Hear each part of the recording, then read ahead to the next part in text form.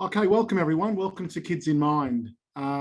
This is a webinar series for families where academics, experts, community leaders come together to discuss important topics to help families give practical tips to help us all get through the pandemic. Tonight, we're going to be talking about how to help grandparents connect from afar. And a theme from a number of our past seminars has been disconnection, social disconnection, and the breakdown of relationships for people living in different cities, even in different suburbs, currently in Sydney. And I know that for many grandparents, they haven't seen their grandchildren or children for a long time, and they feel like they're missing out. And so this seminar is going to be about how we can connect as grandparents and how we can connect to our grandparents from afar. And we've got Associate Professor Fiona Kumfor. Now, I have to warn you, this is our first seminar we've done live, so I'm a little bit more nervous than usual. We'll see how we go, Fiona. But while we're doing it live, if you have any questions, if you'd like to add anything in the comments section, please do. We've got a chat function on Zoom. And on top of that, when you make a comment, other people won't be able to see it. So it'll just be the panelists, so don't feel worried about what you might say, and we'll try and answer most of the comments that come through. So I'd like to welcome Associate Professor Fiona Kumfor. Welcome, Fiona. Thanks, Adam. It's great to be here. Thank you. Now, Fiona, you've done a lot of great research in older people, looking at health and well-being and social connection and the effect of social isolation. And I'd like to start really by asking, how do you think the pandemic and social isolation affects older people, and what factors might be a bit more unique? Yeah, so I think, we all know that we're struggling a little bit at the moment, like you were saying, to connect with our family and connect with our friends. And I'm sure if you ask grandparents, they don't need to hear from me why it's difficult. They're all missing their grandchildren desperately. And I think, like you said, for some people, it may have been a couple of months since they've seen their grandchildren, but for people who are living interstate or even overseas, it could have been, a year or two since they've seen their grandchildren. And I'm sure they feel really desperate because they're missing out on important milestones. They might be missing out on birthdays and Christmas. So for the grandparents, I don't think they need a reason for why this is important. But the research tells us that, there's social connection is really important for us as individuals, particularly for older people. It's really important in terms of maintaining their brain function. So we know that social engagement is really just as important as staying cognitively active. So there's a lot of emphasis when people get older in terms of maintaining your cognition and doing things like crosswords or Sudoku. But the research tells us that not just cognitive activity, but also social activity is just as important. And we know that for people who are socially isolated, it can have really significant impact on things like their quality of life and even mental health. So for grandparents, there's huge benefits in terms of maintaining this social connectedness. But I guess it's not just the grandparents that we're thinking about. This is kids in mind. So there's also lots of benefits for the grandkids. We know that children at the moment, their social network has been really limited. They're not able to go to school at the moment. They're not able to see a lot of their friends and of course their grandparents. And there might be some people out there who've seen the show Old People's Home for 4-year-olds. I think that shows perfectly how important it is to have these intergenerational bonds. We see that it's not just helpful for older people, but it's also the kids that get huge benefits in terms of relating to people who are different age groups, who have different experiences from them. So it's hugely beneficial at both sides of the spectrum. And that's why we want to do everything we can to try and maintain it during this challenging time. Yeah, we've heard a lot in the other webinars about the importance of social connection and the potential for other family members to take on responsibilities. And it sounds like grandparents could have a role there. And there's not a limit of willingness. A lot of the families I speak to, they want to stay connected. They want to I mean, my kids are desperate to see their grandparents. We've got grandparents in Melbourne and up in Queensland. And the issue around that is, you know, we assume that Zoom or video conferencing is enough. But I put the video conferencing on, and as soon as I, you know, show it to my kids, they can't run away fast enough. And then it's sort of, you know, it just doesn't feel right. What do we know about communication, and why is Zoom so much harder? Yeah.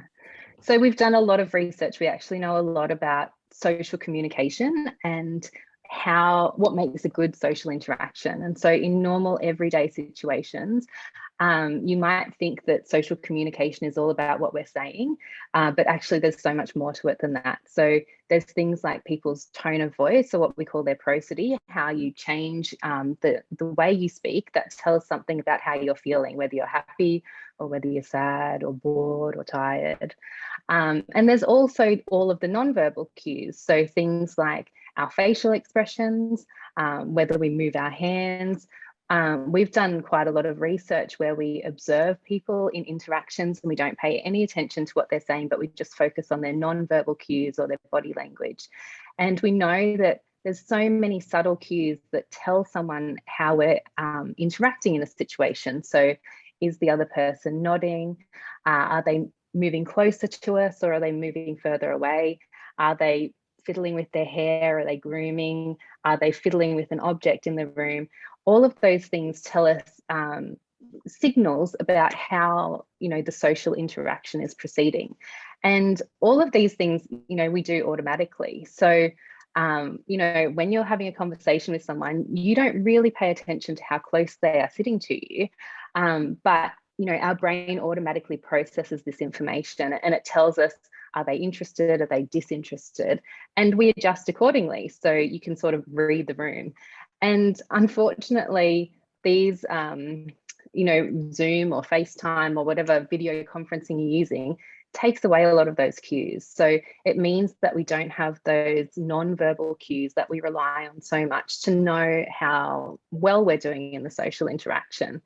And the other thing that's really difficult on Zoom is these more group interactions. So for us today, having a conversation, it's not too bad. You know, we know that we're going to take turns. I'm going to speak and then you're going to speak. But if you have 3 or 4 or 5 or 6 people, it suddenly becomes a lot more complicated. And I'm sure there's people there that have tried to do like a big family chat, maybe for someone's birthday, and it's a bit unwieldy. Even though it has great intentions and it's great to see everyone, it's hard for people to get a word in. And again, because we aren't able to really read the room in the same way, we don't have those signals about when it's our time to speak, and you know, exactly understanding, you know, how everybody else is feeling. So unfortunately, you know, while this is probably the best that we can do at the moment in terms of trying to have these face-to-face interactions, it certainly has its limitations. And kids they're so much more spontaneous. Like, you know, even when you're sort of in the room, it's not like you sit down and say, you know, let's have a conversation. Kids aren't like that. They run over, they'll touch you, they'll jump on you, they'll drag you over to show you what, you know, they want to show you, and then they'll run off, and then they'll come back when they're ready. It's that back and forth. And you know, we've done a lot of research around the physiology of 2 people in an interaction, and it's an entire whole body process. As one heart rate increases, the other heart rate increases. As one relaxes, the other relaxes. And the entire physiology of 2 people moving together and a whole range of hormones being released at the time is crucial. And I think we miss out on all that dynamic. And I think that affects kids the most. Yeah, so I can really appreciate what you're talking about when you say, you know, you're trying to have a FaceTime conversation with someone and the kids can't sit still. I have an 18-month-old toddler, and she is a real challenge to get to sit still and have a conversation with, particularly on Zoom. But I think there's also ways that we can get around some of these issues in terms of thinking about how we can be aware, I guess, of the limitations of these capacities that we have in terms of video conferencing or video calls, and thinking about ways that we can change how we approach them to make it a little bit easier.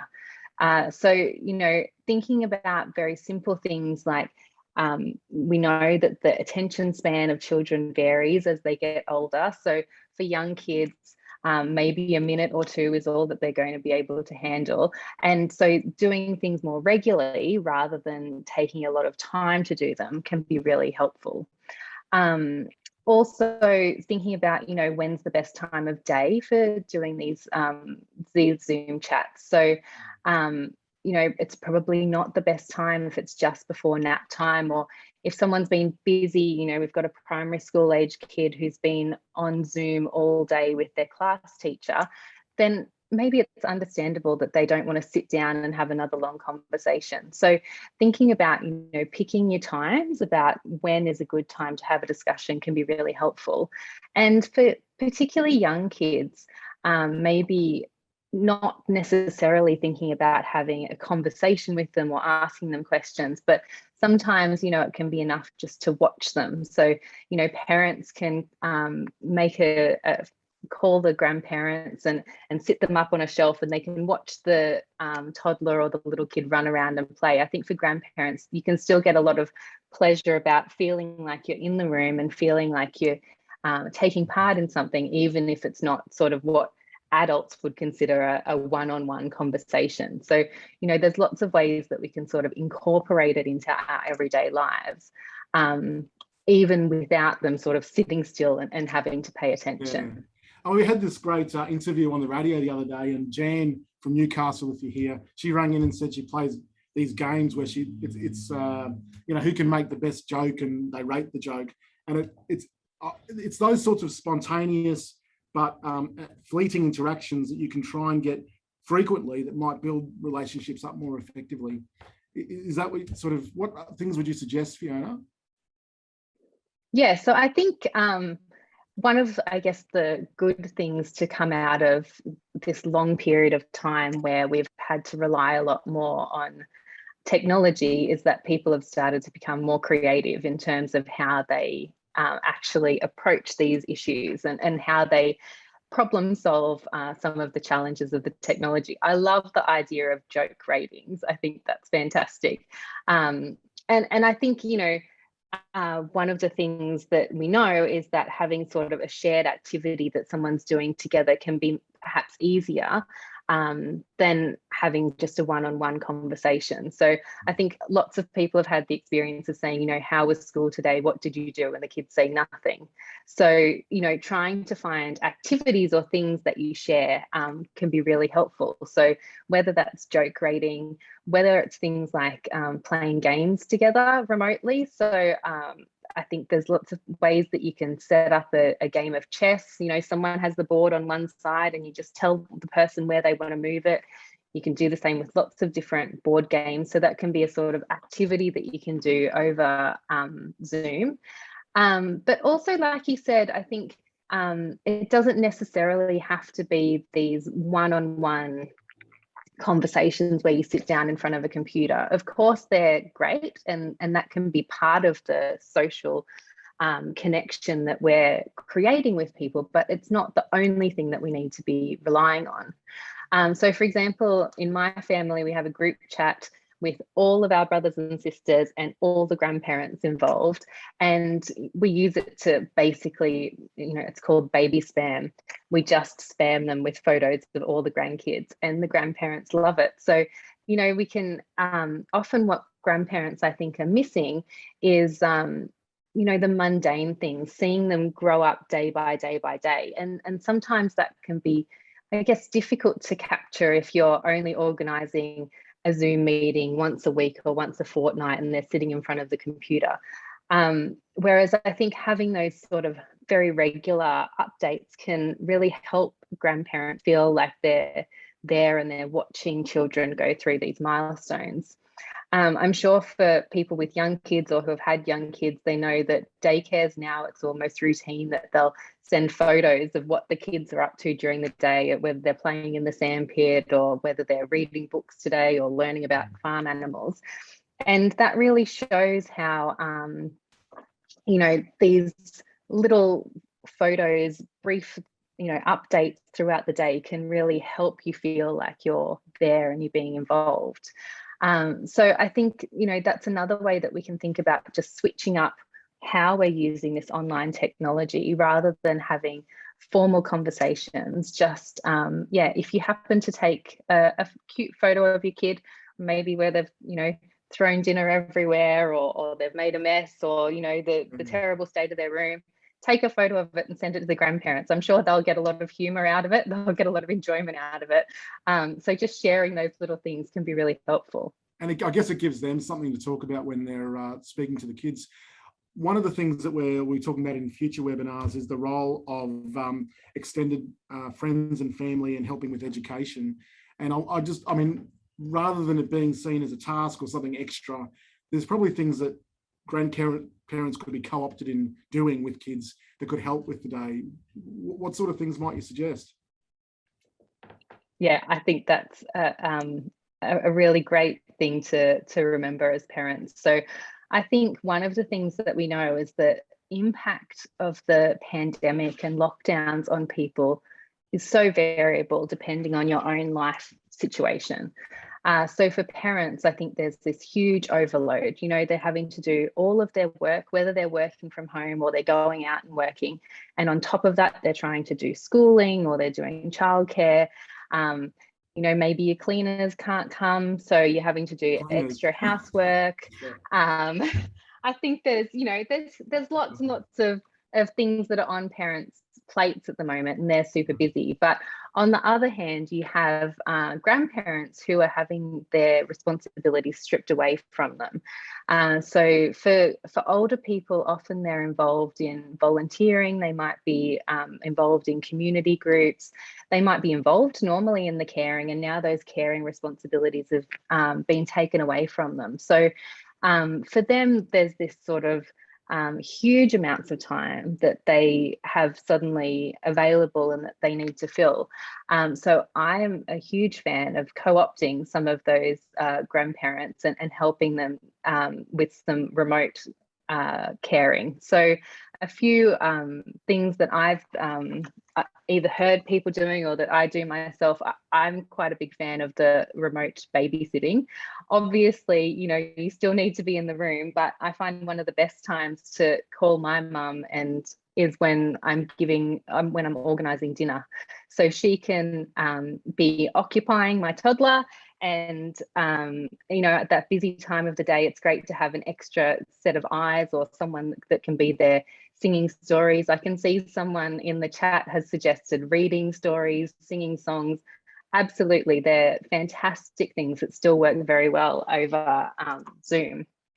But for older kids, grandparents are a fantastic resource to help with some of the remote learning. So that can be in a formal way. It can be things like helping out with spelling lists, asking the kids to spell out their words for the day, or listening while they're doing their readers, or perhaps helping out with their maths problems. So that can be a way where grandparents are getting involved in the remote learning. It's freeing up time from the parents. And as a sort of extra bonus, it's really engaging older people and grandparents and making sure that they're staying cognitively and socially engaged at the same time. So it's sort of extra bang for your buck in terms of getting involved. But also things like reading stories, being involved in story time at the end of the day. Those types of things can be really helpful for older kids. They might have a talk that they need to give. They can practice their presentation with the grandparents.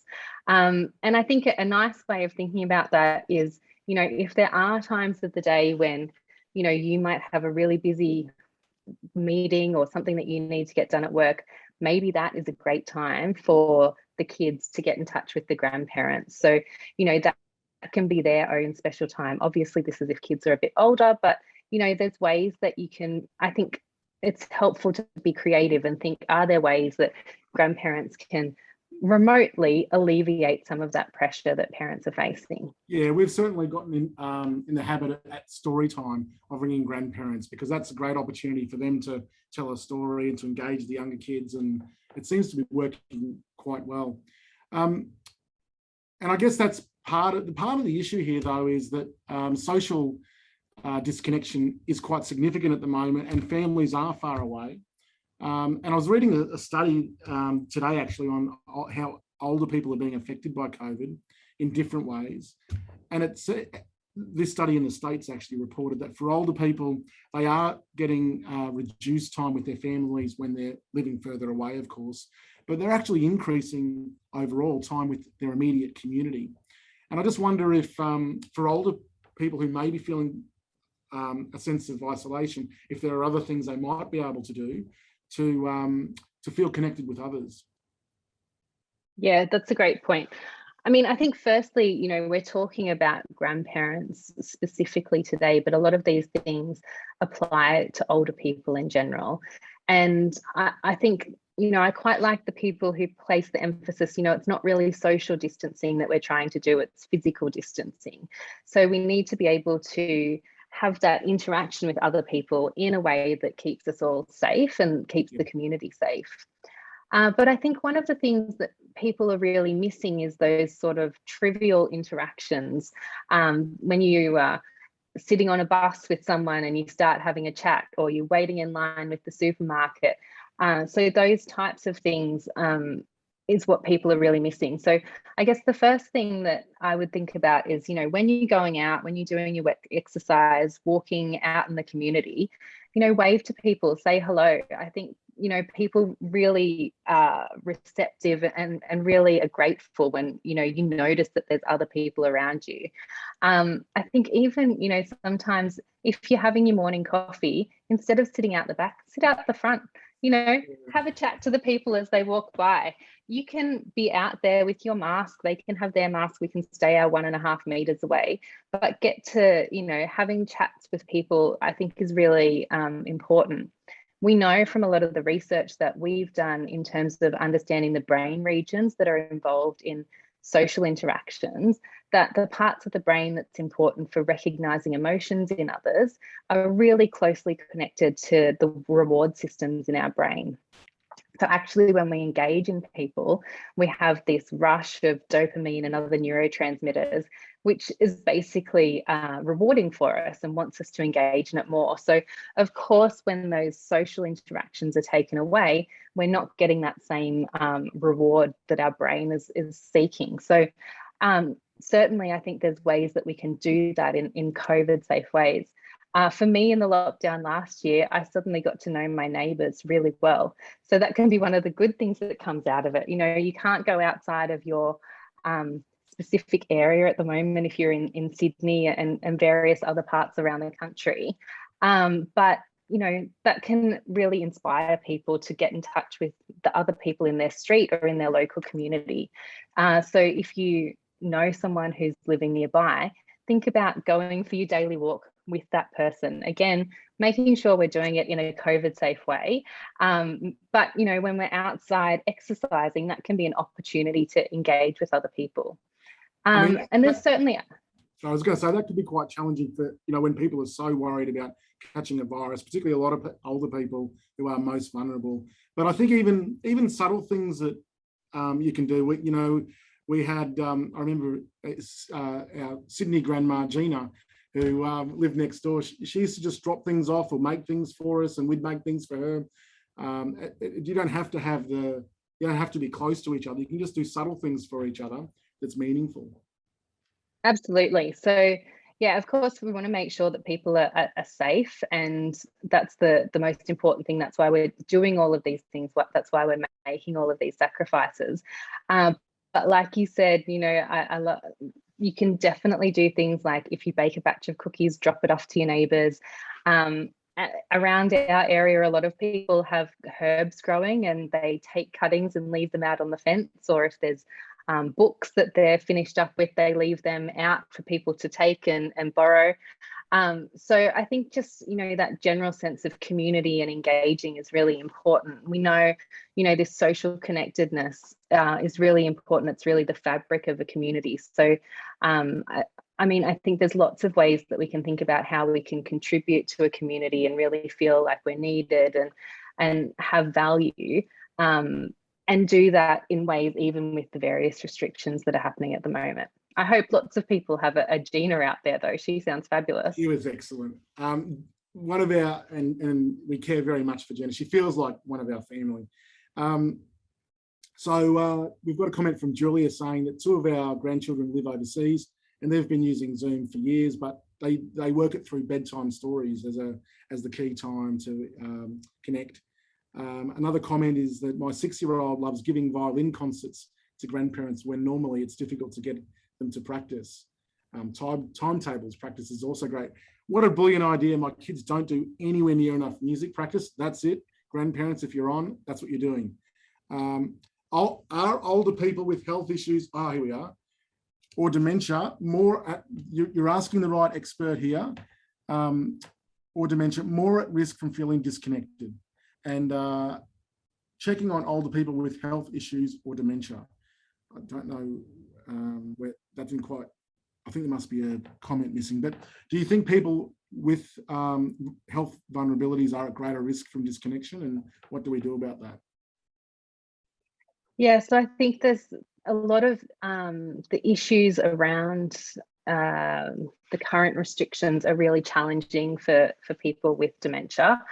So we've been doing some research which looks at the impact of people with dementia, and particularly people who find they don't really understand COVID and they don't understand the restrictions. For them, it can be particularly challenging. And we also know that for older people, looking after people or caring for people with dementia have had really significant impact on their mental health and their own personal stress. So it really does have a significant impact on those types of people in situations where they've sort of got challenges, and then this has added an extra layer of complexity. And certainly, you know, for older people with health issues, or for older people, they might be more likely to be living alone. So for them, you know, social isolation is already difficult, and this has added an extra layer of complexity. So I think it's certainly something to be aware of, and something that we're working on at the moment actually is developing some tools and resources to help people who are living with dementia or caring for people with dementia to really provide some ideas about how they can address these problems while they're dealing with the current restrictions. Does that sort of mean that social connection becomes like an intervention? Like we've got cognitive training to sort of do brain training to prevent the onset of cognitive decline. We have you're suggesting we have social connection strategies to try and prevent social isolation and its negative effects. Yeah, so there's really good research showing that social isolation is really one of the things that we can modify in terms of our risk for dementia.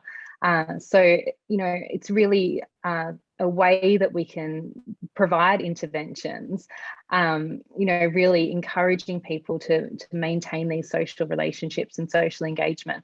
And it does seem to delay or reduce someone's risk of dementia. So certainly, and I mean, it's quite a fun intervention as well, advising people they need to spend more time with their friends and families and get out there and interact and engage.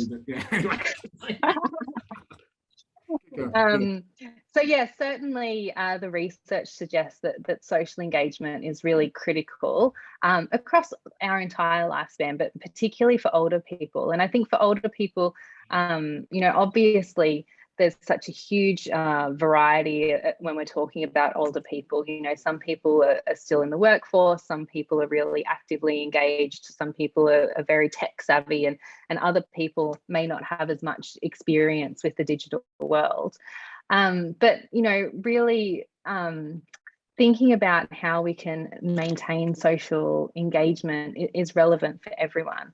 And I think, you know, it's really important to prioritize this and not see it as something that isn't important, because it is important for people's health, both their physical and cognitive health and their mental health. So really, you know, taking the time to set time aside and focus on how you can really socially engage, because it is an important part of staying healthy. So for people with dementia, what is a social intervention?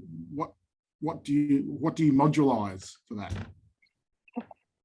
So there's lots of different things that people have tried to do in sort of residential care facilities. They've had, happy hours to encourage people to come into like the shared living space and get people to interact. Also things like if you think about the types of cognitive activities that people can do, there's different ways that people can be more socially active. So things like dance classes or choirs and those types of things combine the cognitive activity with the social interaction.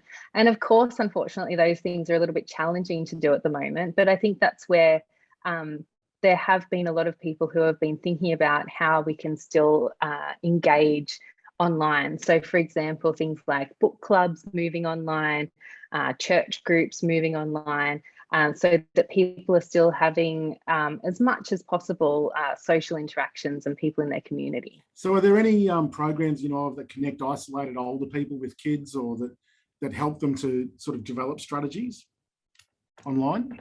Yes. So I was actually doing a little bit of research about that just before. I think in terms of things that are available, there are government initiatives where people are trying to provide social support for people. But unfortunately, I don't think it's a 4-year-old that gets allocated to you.